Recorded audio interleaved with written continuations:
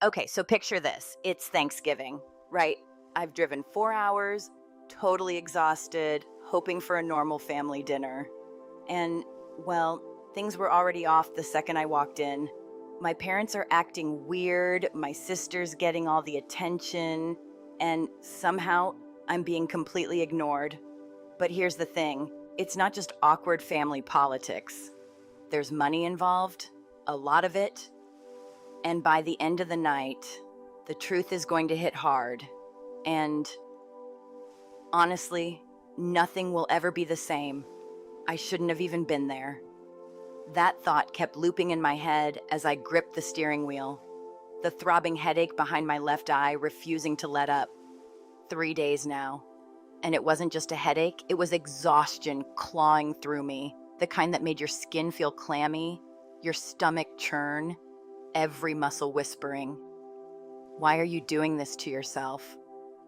My doctor had called it adrenal fatigue, bordering on total systemic collapse. But honestly, to me, it was just life as a senior forensic accountant in the middle of triple merger season. Work was a relentless tide, swallowing sleep and sanity alike. And here I was, driving 4 hours in a 10-year-old car that sounded like it had memorized every pothole along the highway. I stopped twice to dry heave on the roadside, trying to remember why I even bothered. I knew the answer. Of course, my parents needed help, and I'd been sending them $2,000 a month for the last 3 years to keep the roof over their heads, to make sure the bills were covered. It was never about recognition. It was about family. Except now, I wasn't sure if any of that mattered. The house looked too good, too polished. The front lawn was perfectly manicured, a crisp contrast to the dying crabgrass that usually dominated the yard. The peeling paint I had offered to pay a contractor to fix last summer had been freshly coated a creamy, perfect white. My first fleeting thought, at least the money is helping. It was comforting, momentarily. But it was also the calm before the storm, and I didn't know it yet. I parked, grabbed my overnight bag, and took a deep breath. Walking up to the front door, I imagined the familiar smells of Thanksgiving the sage, the roasting turkey, but what greeted me instead was the booming laughter of my father, a sound I hadn't heard directed at me in years. I froze for a second. There she was, my sister, Mia, sweeping past me like I was just a piece of furniture, trailing perfume that screamed expensive, effortless wealth, and her husband Patrick lugging a pile of boutique shopping bags that probably cost more than my car.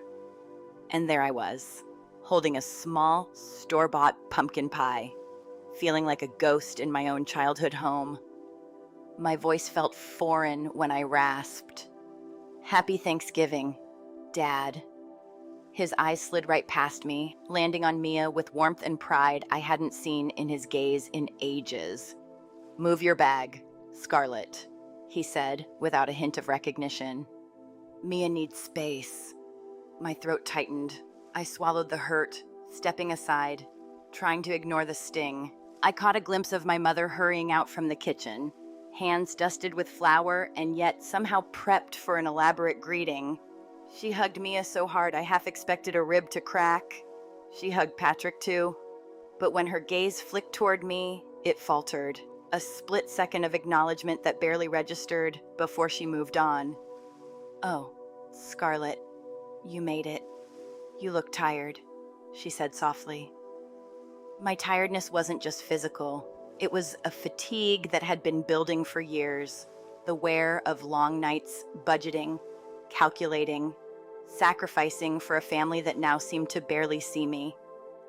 "I am tired, Mom," I replied, hoping maybe foolishly for a shred of sympathy. "Work has been..." My voice trailed, swallowed by the commotion around us. Andrew, my father, clapped Patrick on the back, directing attention to him like a spotlight. And I felt invisible. This was the exact moment I realized how carefully orchestrated the world outside of my work had become. The house wasn't struggling, it was a set piece, a stage for someone else's performance. My sacrifices were invisible, the $72,000 I had quietly wired over the last 3 years, the decisions I'd deferred in my own life, the tiny studio I squeezed by in while funding their comfort, all of it ignored. I followed them into the dining room, my wobbly chair near the kitchen door, my pumpkin pie safe in its box. The table was set with the good china, crystal goblets that probably cost more than a month of my rent, and a centerpiece that had to be at least $200. Every detail screamed wealth, success, abundance, the abundance that I had created quietly, invisibly, without a hint of recognition. My stomach churned, and it wasn't just the nausea from the highway, it was the feeling of being erased, of being unseen in a house I helped keep standing. I forced myself to sit, to follow the motions, to swallow the gnawing mix of exhaustion and betrayal. But inside, I was ticking. The headache behind my eye pulsed, but so did a different kind of awareness. Years of hunting corporate fraud, tracing missing assets, documenting every transfer. Those instincts were alive, humming under the surface, preparing me. And as the laughter and chatter swirled around me, I realized something chilling tonight. Nothing would be ordinary. This Thanksgiving was already off script, and I was about to find out just how far the story would deviate from every expectation I had carried across 4 hours of asphalt, my own pain, and my silent sacrifice. The dining room smelled like a magazine spread polished wood, fine china, and the faint, sophisticated scent of wine. The table was impossibly perfect, a stark contrast to the chaotic, cluttered meals of my childhood. Crystal goblets sparkled under the chandelier, catching the light like miniature fireworks, while the centerpiece, a lavish arrangement of seasonal flowers, commanded attention as if daring anyone to ignore it. I sat at my designated spot, a wobbly chair near the kitchen door, clutching my small store-bought pumpkin pie and feeling every ounce of my fatigue weighing down my shoulders. My stomach twisted, a cocktail of nausea and the creeping realization that tonight wouldn't be ordinary. Andrew, my father, stood at the head of the table. The room went silent almost immediately, as though everyone sensed that a moment of gravity was about to descend. He raised his glass, eyes glimmering with emotion, but the way he looked around at my mother, at Patrick, and then, most of all, at Mia made it painfully clear where the spotlight was shining. "I want to give thanks," he began, his voice deep and deliberate. "This year has been hard. We almost lost everything, but we didn't. And that is thanks to one person." My pulse stuttered. One person. I felt my stomach drop, nausea surging anew. But this time, it wasn't from motion sickness, it was the cold jolt of betrayal. I had been the one wiring $2,000 a month to cover the mortgage, utilities, and medical bills. For 3 years, I had been sacrificing my savings, my comfort, my future, and no one here had acknowledged a word of it. And yet, here I was, invisible. Andrew lifted his glass higher. "Tamia, your sister is the only reason we're still afloat. She stepped up when it mattered. She saved this family." I froze. The air left my lungs in a slow, panicked exhale. My body went icy, my hands gripping the edge of the table until my knuckles turned white. The world tilted sideways, nausea threatening to reclaim me as my mind struggled to process the words. Tamia, that was my sister. And here I was, the one who had actually paid every bill on time, who had quietly shouldered the burden of their financial collapse, being dismissed as if my existence didn't matter. I tried to straighten up, to shrink my shock into a posture of composure, but inside, everything was spinning. My head throbbed with a pressure I couldn't shake, a hammering echo that matched the quickened rhythm of my pulse. And yet, in the center of that swirling chaos, something clicked. The forensic accountant inside me, the part of me that had spent years hunting down missing millions, tracing complex webs of transactions, was waking up. My gut told me something was off. that the story being told at this table didn't match reality. And I could feel my mind starting to map the discrepancies like a silent, calculating engine. I watched Mia sit there, preening, a tight, practiced smile on her face, the kind she used for selfies on Instagram. Eyes shimmering with a performance of modesty. Patrick, her husband, sat beside her, smirking faintly, the air of someone who knew they were untouchable. My father's gaze softened, almost reverent, as he held his glass, and the weight of the room pressed down on me. My stomach churned again, nausea dancing with the sting of humiliation. It was more than a physical sensation, it was the knife twisting in my chest of being erased. Erased by those I had fought to protect. And you, Scarlett, Andrew finally said, his eyes locking onto me. Cold, hard, stone-like. You've done nothing. You sit in the city with your fancy degree, ignoring us, while your sister sacrifices everything. It's shameful. The words landed with a violence I wasn't ready for. The room seemed to tilt again, and the nausea surged violently. But now it was mingled with a fury that made my hands shake beneath the tablecloth. I had expected tension, sure, but nothing like this. My contributions, my sacrifices, my very blood, sweat, and tears were being mocked in front of everyone. The sheer audacity of it, it was like a punch straight to the gut.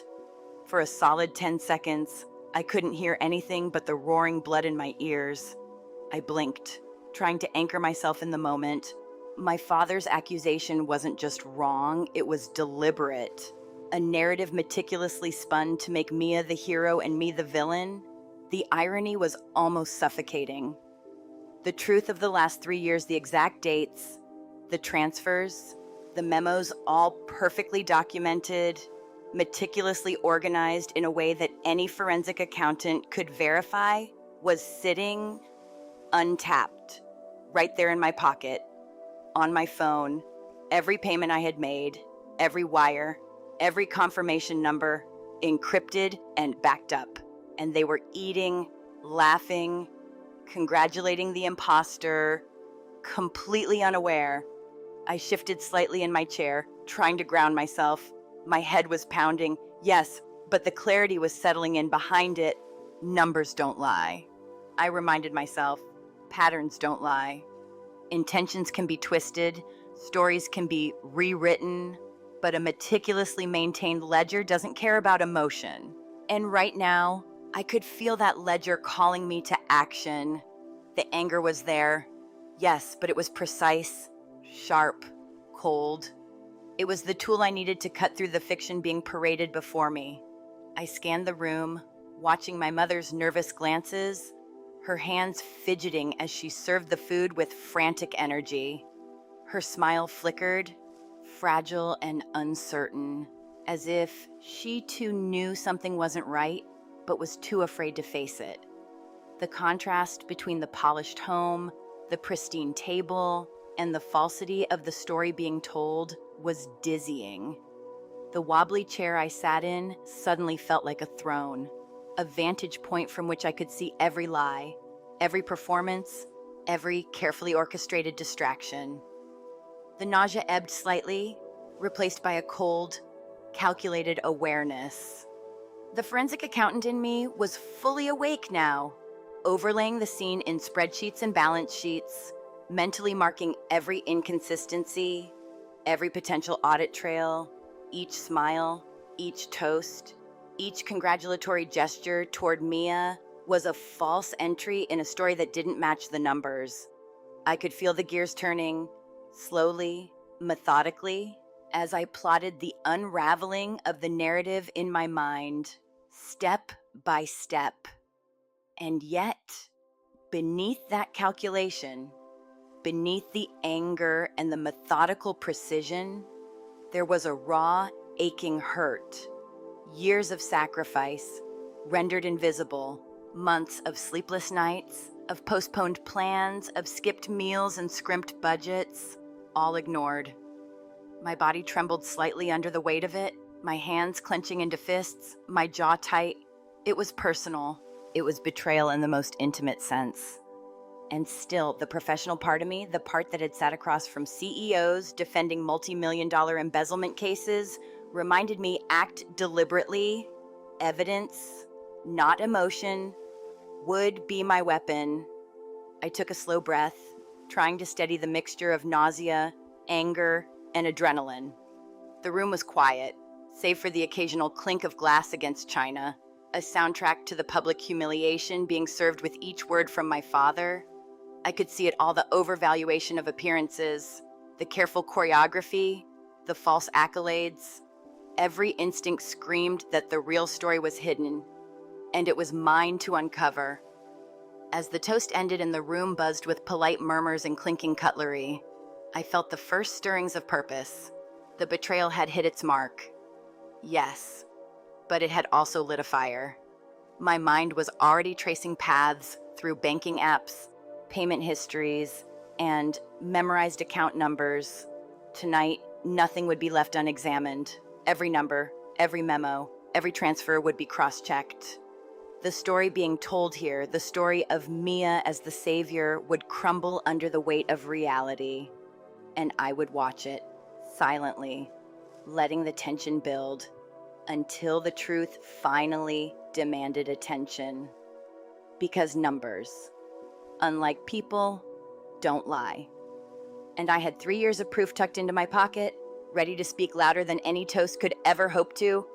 I shifted slightly in my chair, feeling the tension coil tighter around my ribs.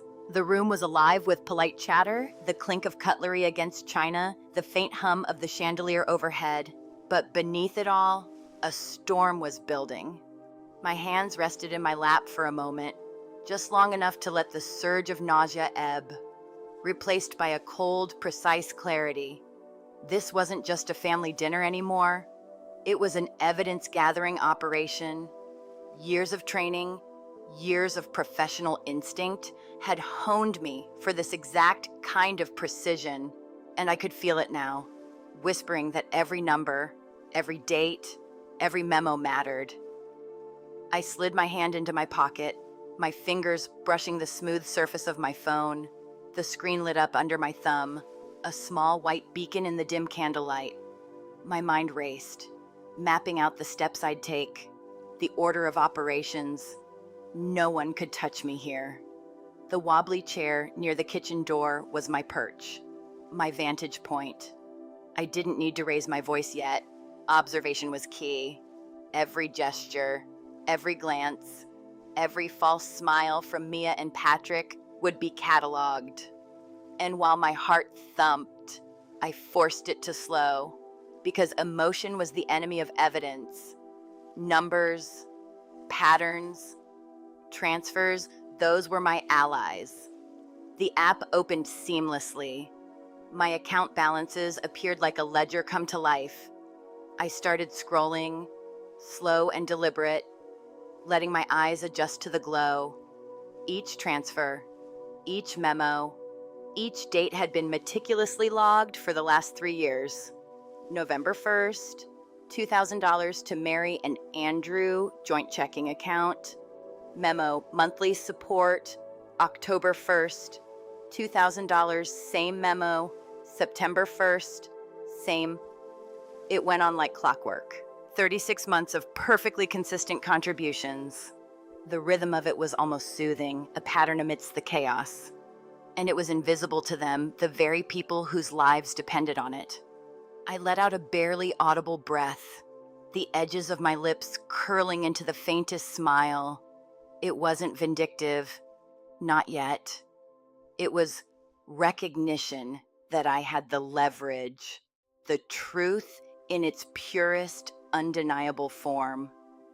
My mind raced ahead, anticipating their excuses, their lies, their protests. The forensic accountant in me had dealt with far more cunning attempts at deception, far more elaborate webs of falsified numbers.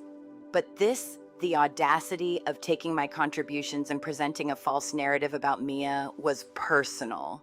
It was intimate, and it was wrong. I glanced up, letting my eyes sweep over the table. Mia was busy pretending modesty, Patrick leaning back with a self-satisfied smirk. Andrew's gaze shifted between them, warm and approving, while my mother's hands trembled slightly as she passed the mashed potatoes. Every detail mattered, and I cataloged them silently. I could almost feel the story unraveling in front of me, threads pulling taut, ready to snap under the weight of undeniable truth. Carefully, I scrolled through more of the statements, each transaction feeding into the mental map I was constructing. Utilities paid on time, mortgage contributions consistent, medical bills handled, groceries covered. My calculations ran quickly. Each number reinforced the reality that I had been the one holding the household together. Silently, methodically, without fanfare. And yet, here I was, being accused of doing nothing, while the person who hadn't contributed a dime basked in the spotlight. The nausea returned, but it was different this time, more controlled. Like a warning siren rather than a debilitating wave. I forced my posture into stillness, my hands resting lightly on the table.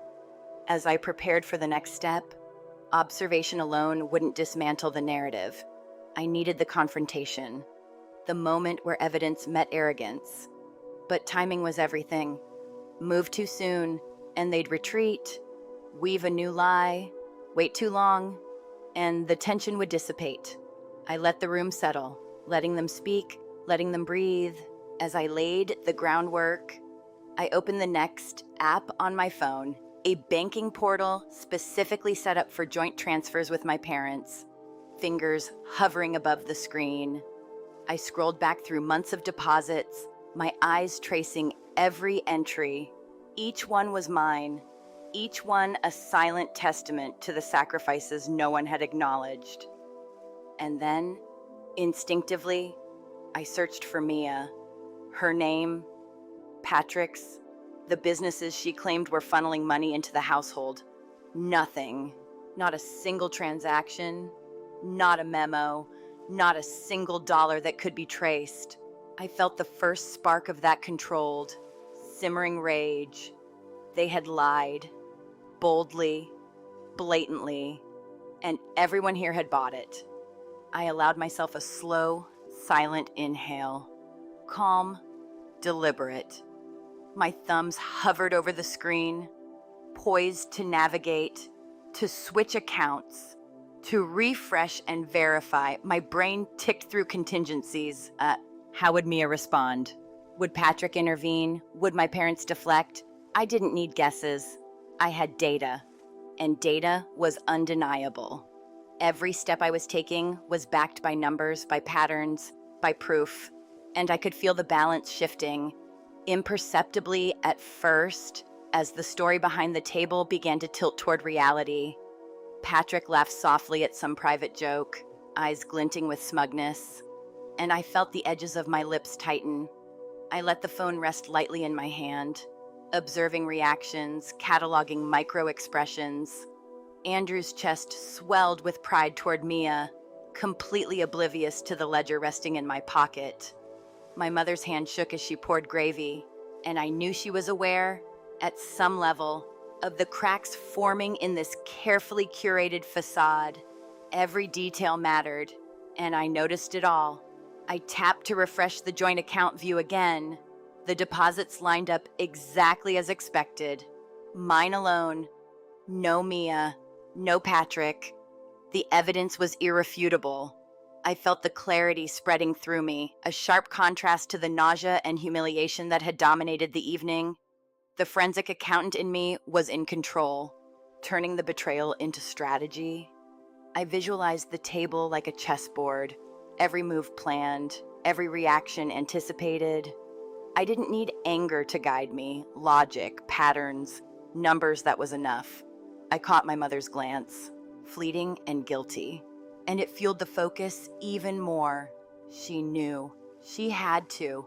Every call we'd had, every monthly discussion, every acknowledgement of the transfers, they had all existed. The narrative Andrew and Mia had spun was a lie, and it was built on her complicity. My mind mapped the discrepancies. tracing threads through months of conversation and transaction history. The plan solidified in my head exposed the false narrative, step by step, calmly, leaving nothing to emotion alone. I scrolled further, double-checking, triple-checking, confirming the consistency of the transfers. Each repetition was a reinforcement of the truth. I had done the work, I had maintained the household, I had preserved their home, their comfort, and yet, tonight, I had been vilified, erased, and humiliated. The contrast was staggering, but the clarity was intoxicating. This wasn't just about proving a point, it was about restoring reality, about confronting deception with undeniable evidence. The room continued around me, the laughter, the wine, the polished conversation, but my focus was absolute. I cataloged every action, every smile, every token of praise directed at Mia. Each one was a lie, or at least a misattribution. And with each observation, I refined my plan, mentally lining up the presentation of proof, anticipating rebuttals, preparing countermeasures. The conversation, when it happened, would not be a shouting match. It would be an exposition of undeniable truth, a demonstration of methodical, calm authority. I glanced at the centerpiece again, imagining the symbolic weight of the flowers, the polished table, the goblets, all standing in contrast to the reality beneath the surface. The visual perfection of the room was a mask, and I was about to peel it back. My stomach churned not with fear, but with anticipation. The power of the truth, when wielded with precision, was exhilarating. The subtle shift of energy in the room, imperceptible to anyone not paying attention, was already beginning. Mia fidgeted slightly. Patrick's smile faltered when he caught my eye, and my parents, the unwitting witnesses to this performance, sat frozen in polite ignorance. I took a final, deliberate breath, letting the phone glow in my hand like a silent beacon of authority. 36 months of evidence, meticulously documented and perfectly aligned, rested within my grasp. I could feel the tension tightening, coiling around the table like a spring ready to release, and I knew, with every fiber of my being, that the confrontation would be surgical, calm, precise, methodical. The lies had built a fragile tower, and all it would take was the weight of indisputable truth to bring it crashing down. Tonight, the Thanksgiving dinner would not be remembered for turkey or stuffing, it would be remembered for the reckoning. And I was the one holding the ledger that would write it. I shifted the phone in my hand, the glow from the screen illuminating the lines of tension etched across my face. Patrick and Mia had settled into a false confidence, smirking as if my presence was an inconvenience rather than a threat. But they didn't know what I knew. The moment had come. I straightened in my chair, took a slow breath, and let the silence hang. It was heavy, suffocating. Andrew's eyes darted from Mia to Patrick, unaware that the narrative he'd built for months was about to collapse. "Dad," I said softly, my voice cutting through the murmurs around the table. "Let's look at the joint checking account." "What?" "Scarlett, don't." Patrick started, but I ignored him. I was methodical, calm, precise. "No, really, I want everyone to see this." I tapped the screen, scrolling through each transaction. November 1st, $2,000. October 1st, $2,000. September 1st, $2,000. 36 months in perfect succession. Each entry clearly marked, each memo line reading monthly support. I looked up. Mia's eyes had narrowed, her lips pressing into a thin, controlled line. Patrick's smugness faltered, a flicker of uncertainty crossing his face. My father, oblivious until now, squinted at the glowing screen, trying to understand the sudden shift. "I see my transfers," I said evenly, "but where is yours? Where are the deposits from Mia or Patrick? The ones you claimed kept this house afloat. Mia blinked, a sharp inhale of breath, audible. That's not how it works. We have a different transfer protocol. It's crypto-backed. It doesn't show up immediately. I raised an eyebrow, keeping my tone deceptively calm. Crypto-backed money either exists in the account or it doesn't. This says otherwise. Every deposit, every month, is mine. I don't see a single dollar from you. Scarlett, you're being paranoid. Patrick interjected, his voice oily, trying to reassert control. Anyone can Photoshop a screenshot. It's sad. Really? I swiped the screen to refresh the live data. The wheel spun, and the updated balances appeared. It's live. This is real time. You didn't pay a dime. Not one. Every transaction here, every transfer for the last 3 years, it's mine. Mia's hand trembled slightly as she reached for her wine glass, her composure cracking. Well, maybe some of it went to Mom for inventory. You know, the brand. I let that hang. My mother's hands were already trembling, her knuckles white against the china. I could see the panic rising in the room, like heat curling around the table. Mom, is this true? You've been transferring my money to Mia. Mary swallowed hard, eyes darting between Mia and Patrick, then back at me. I didn't. I just wanted them to succeed, and the mortgage I pressed, keeping my voice steady, deliberate. You said Mia was paying it. Where is that money? She handles it. Andrew stammered, voice shaky. She gives it to your mother, and your mother pays the bank. I nodded slowly, the pieces clicking into place. Cash or from her business accounts? Andrew frowned. Transfers from her business accounts? I leaned forward slightly. So if I check the joint account, I should see incoming transfers from Mia, correct? The room fell into a suffocating silence. Mia's blush faded, replaced by a ghostly pallor. Patrick swallowed audibly, the tension coiling in his jaw. You don't understand. It's complicated. I didn't flinch. Calm, methodical. Complicated or not, the numbers speak for themselves. I switched screens, pulling up the deposits tab of the joint account and scanning the last 6 months. Look closely. November 1st. Scarlett, $2,000. October 1st, $2,000. September 1st, $2,000. Do you see a single deposit from Mia? From Patrick? Nothing. Mia jumped slightly, the veneer of control cracking. We use a third-party clearing system. It takes time. The deposits will appear soon. I tapped the screen again. Refreshing. Money isn't pending forever. Either it's in the account or it isn't. And according to this, the only money going into this house comes from me. Mary, is this true?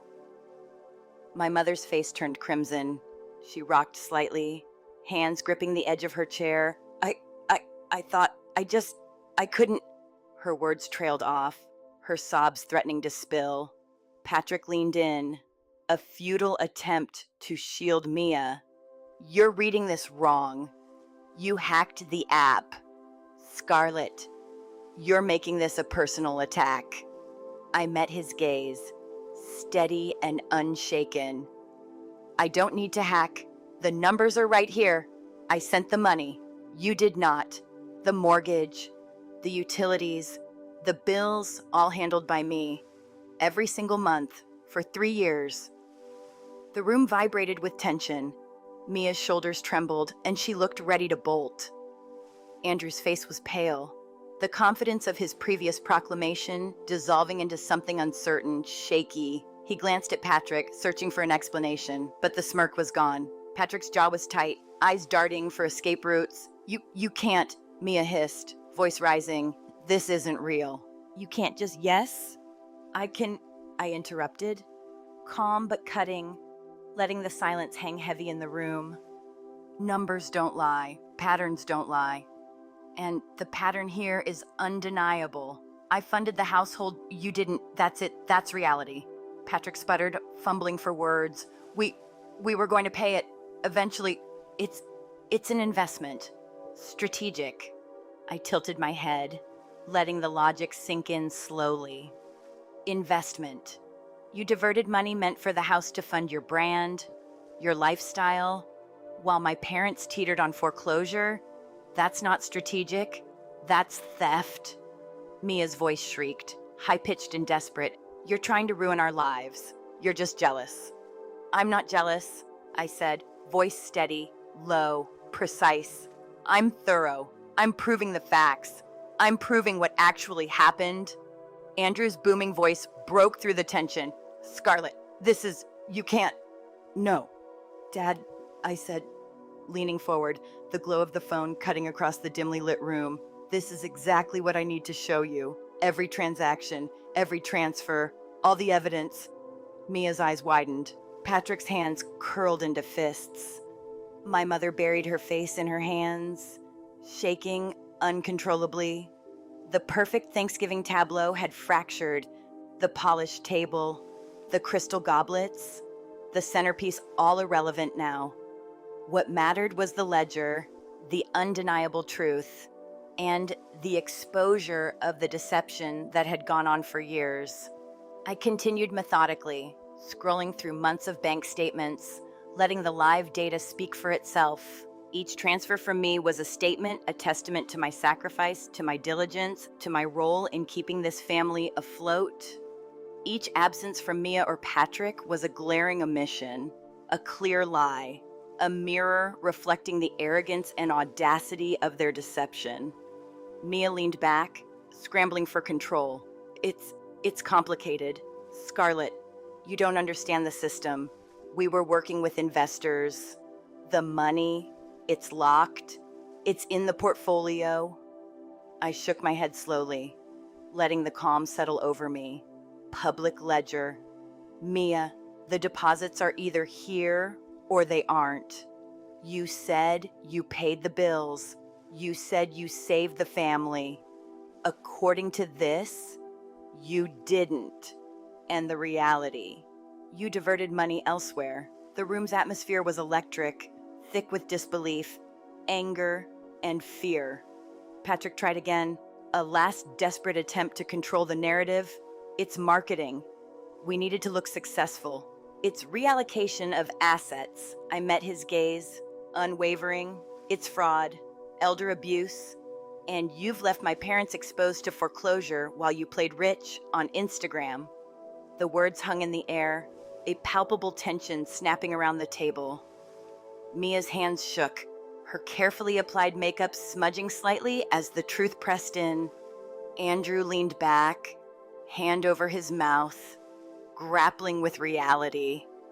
My mother's sobs were muffled but relentless, the weight of complicity pressing down. Every glance, every gesture, every sputtered denial from Mia and Patrick reinforced the clarity in my mind. Methodical, calm, precise, I dismantled their narrative piece by piece, letting the truth shine without the need for dramatics. Each number, each ledger entry, each date was a silent scalpel cutting through the fiction. By the time I laid out the final months of transfers, showing conclusively that every payment was mine and none came from Mia or Patrick, the air in the room had shifted. The smirks, the arrogance, the false bravado, all gone. Fear and panic had taken their place. The perfect mask of family Thanksgiving replaced by raw, unvarnished confrontation. This wasn't about anger anymore. It was about exposing the reality, restoring the truth, and holding everyone accountable. And in that moment, I realized fully and completely that the table wasn't just a dining table, it was the stage for the reckoning. And I was in control. I leaned forward, my fingers hovering over the keyboard of my laptop, the glow illuminating the tension on everyone's faces. The air in the room was thick, the scent of roasted turkey forgotten, replaced by a quiet panic that had settled like fog. My parents, once confident in the narrative that Mia and Patrick were the heroes keeping the house afloat, now look smaller, vulnerable, unsure. My mother's hands trembled on the table, her face pale, while my father's shoulders slumped, the weight of impending reality pressing down on him. "Dad," I said softly but firmly, "I need to check the mortgage portal." He blinked, confusion and denial warring across his face. "Why what? What for?" I ignored the protest. This wasn't about his comfort. It was about the truth. I just want to make sure everything's handled correctly. That's all. I typed in the login details I'd set up for them 3 years ago, remembering every password, every security question. My stomach twisted as the page loaded, and the first line of red text hit me like a punch. Pre-foreclosure status 3 months behind. Amount needed to reinstate $5,800.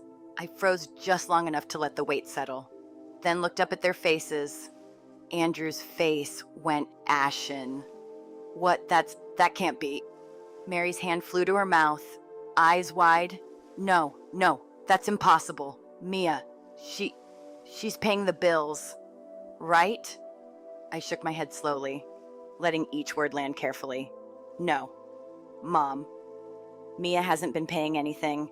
The money I've sent has been used for her brand, her lifestyle, her expenses, not the mortgage. That pre-foreclosure notice, that's real. That's today. And it's happening because you allowed it to be mismanaged." The room went silent, the only sound the faint ticking of the grandfather clock in the hallway. Andrew's jaw tightened, and he pressed a hand to his forehead, as if trying to block out the information.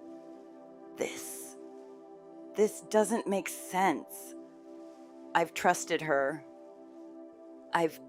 You trusted a lie," I said gently, though my voice carried an edge of steel. "I've been sending $2,000 a month for the last 3 years. Every single payment documented, recorded, verified. None of it went to the mortgage." Mia shrieked, stepping back, her hand flailing. "It's not true. You're lying. You're trying to ruin everything." "Look, Mia," I said calmly, holding up the phone and laptop like a shield of truth. "The numbers don't lie. I've traced every transaction, every transfer, every memo line. The evidence is right here. It proves what's happened and what hasn't." Patrick's face went pale, the confidence he'd worn like armor evaporating. It's just an investment. It was supposed to come back." "No, Patrick," I interrupted, voice steady, unflinching. "This isn't an investment. You've been using money meant for the mortgage, the bills, and the safety of your parents' home to fund a fantasy. That's not investing. It's fraud." Mia's hands shook, grasping at the edge of the table for support. "We were going to pay it off." "You just don't understand the timing, I said. The disbelief sharpened my tone. "The house is in pre-foreclosure. The timing is now. Mia, you've put Mom and Dad's home at risk so you could look wealthy, so you could feed your brand's image. Do you even understand what that means?" Mary's face crumpled as she buried it in her hands, sobs shaking her body. I didn't want them to fail," she whispered. I thought I was helping." I reached out, placing a hand gently on hers, trying to steady both her and the chaos around us. "Mom, helping doesn't mean lying. It doesn't mean diverting money to create a false story. It puts the house at risk. It puts you both at risk, and it almost did." Andrew's voice was hoarse, trembling. I trusted the wrong people." "Yes," I said, letting the word hang heavy in the air. "And now we're seeing the consequences. Look at this," I said, tapping the screen to highlight the pre-foreclosure notice again. "This isn't just numbers on a screen. This is real. This is the roof over your heads. This is what happens when money is mismanaged." Mia's protests turned into panicked gasps, and Patrick's hands curled into fists at his sides. You don't know what you're talking about." Patrick stammered. It's all under control. The crypto, the funds, they're coming back. Coming back won't fix what's overdue, I said, leaning in, my voice controlled and precise.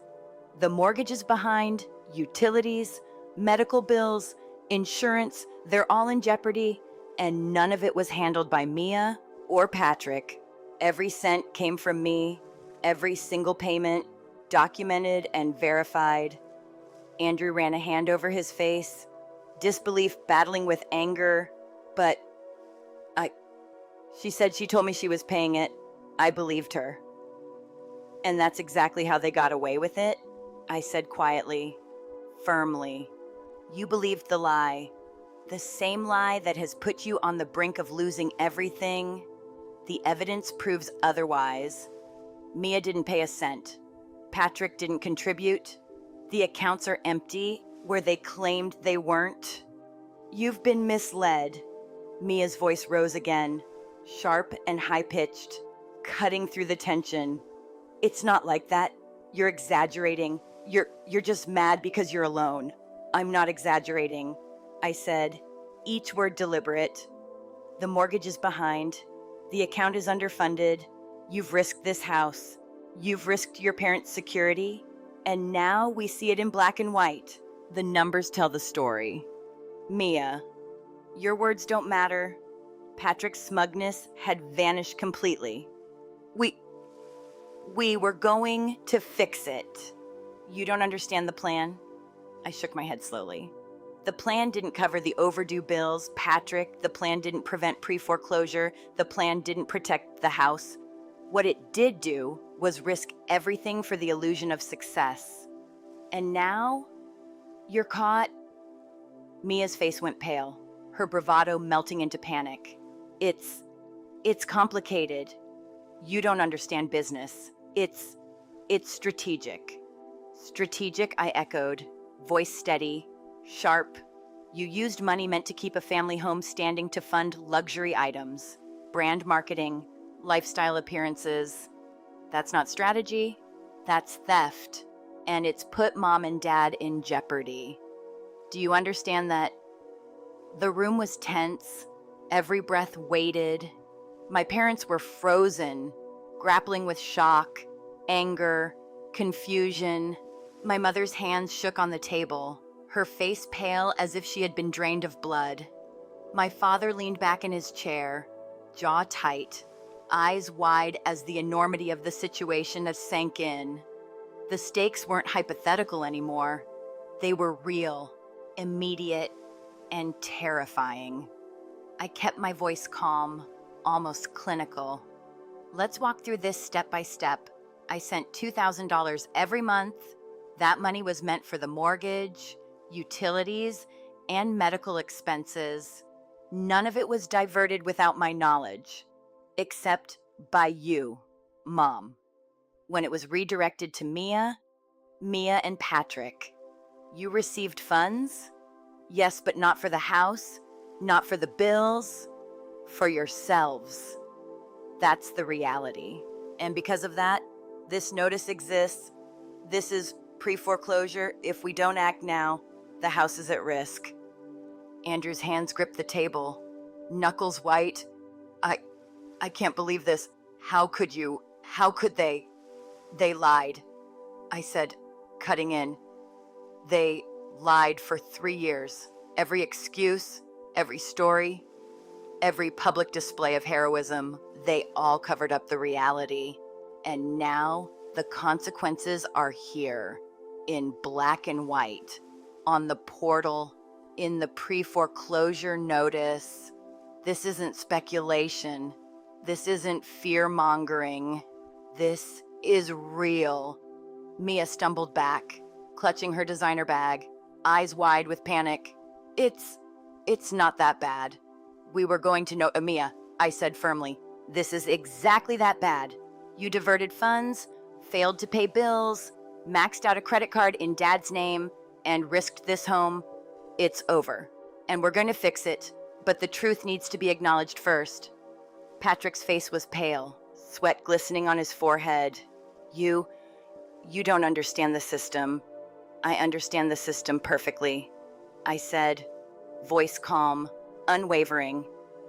And the system is screaming that you mismanaged, misappropriated, and endangered my parents, the numbers, the account statements, the mortgage portal, they don't lie. And now, the truth is here for everyone to see. The room was heavy with silence, punctuated only by shallow breaths and the faint ticking of the clock. My parents were frozen in disbelief, trying to reconcile the narrative they had trusted with the reality unfolding before them. Mia and Patrick were cornered, their denials faltering, their panic growing, and I was steady, methodical, the calm in the storm, letting the evidence speak louder than any argument could. The stakes had become undeniable, the consequences immediate, and the reckoning unavoidable. The room finally exhaled, though not in unison. The tension that had gripped the table like a vice slowly began to loosen, leaving behind stunned silence. My parents sat there, shells of their former confident selves, staring at the glowing screens and the undeniable evidence. Andrew's hands were shaking, his face pale as he absorbed what had just been revealed. My mother, still wiping tears, looked both relieved and broken. Relief not for the confrontation itself, but that the truth had finally surfaced. The lies, the deceptions, the years of carefully spun narratives, they had all been dismantled. And now the weight could be lifted. I set my laptop aside, letting the quiet settle before speaking. Mom, Dad, I know this is hard. I know it feels like everything's come apart. But we can fix it. We can rebuild. Andrew leaned back, voice raspy. Scarlett, I didn't see it. I thought, I believed them. I know, I said softly. You believed a story, but now you see the truth. That's the first step to fixing it. Mary nodded, her hands trembling as she reached for mine.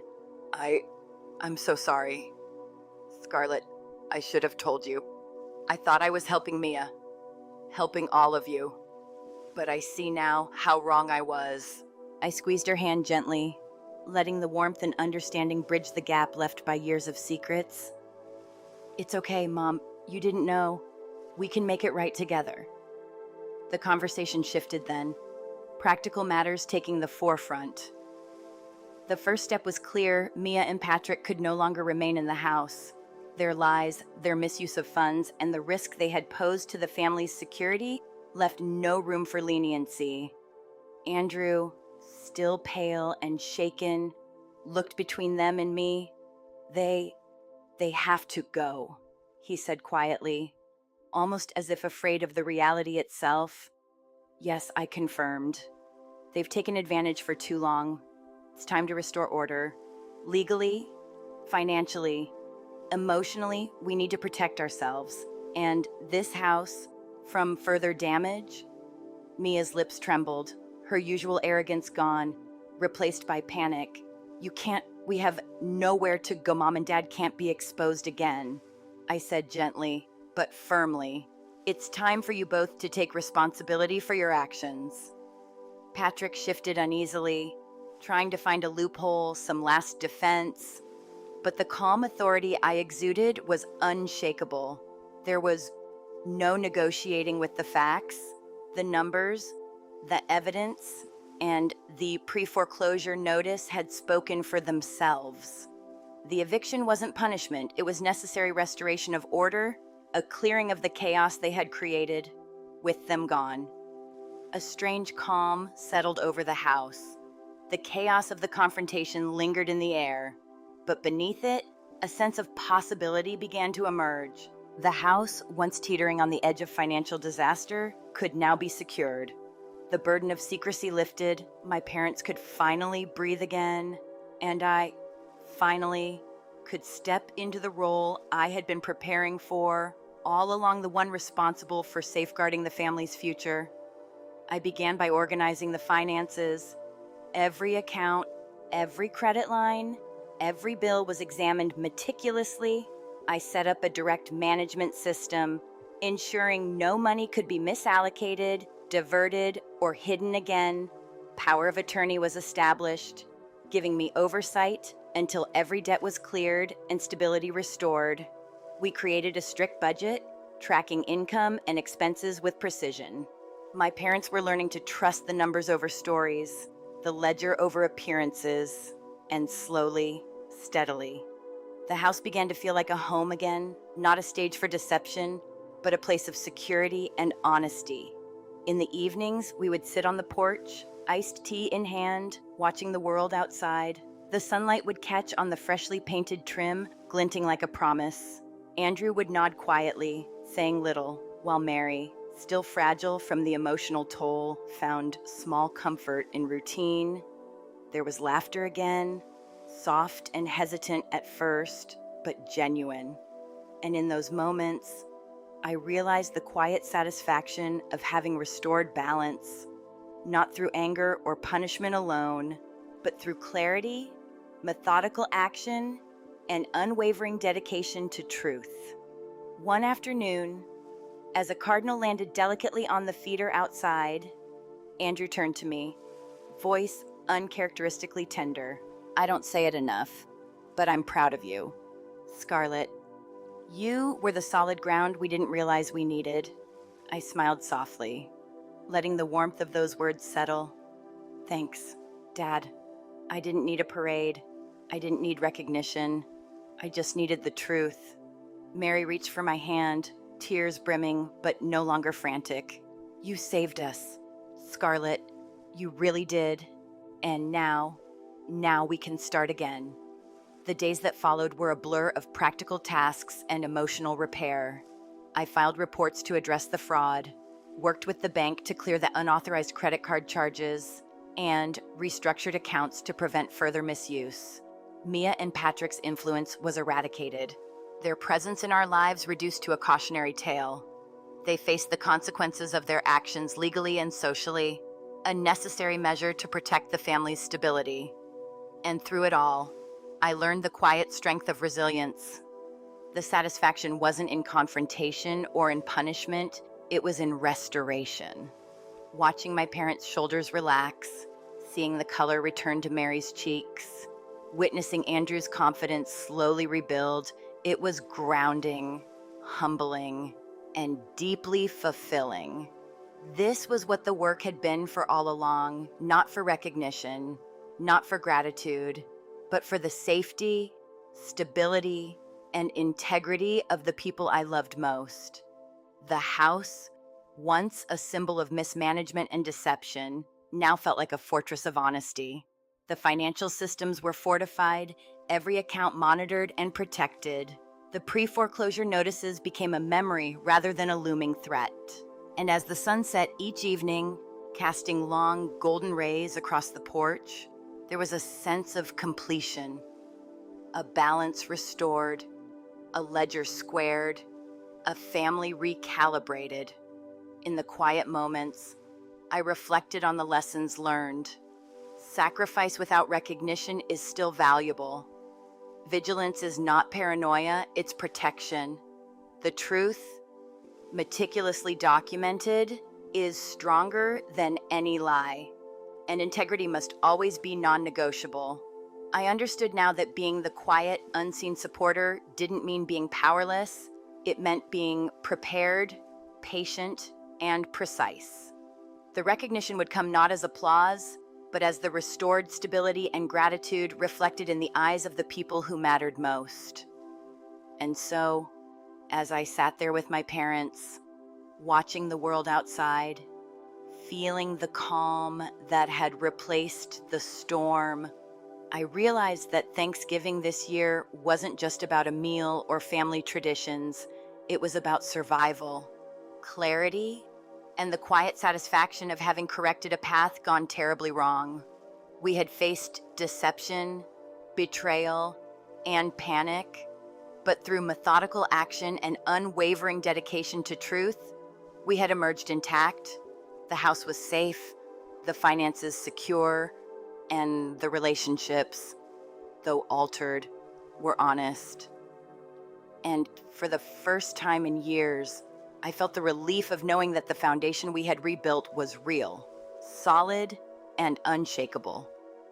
So, what's the takeaway here? Family can be complicated, and doing the right thing isn't always easy or appreciated. But standing up for the truth, being responsible, and protecting the people you love, it matters more than recognition. In the end, honesty and diligence restored what was almost lost.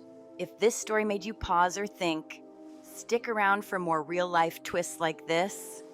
Hit like if you felt the tension, and subscribe to catch the next story that keeps you guessing.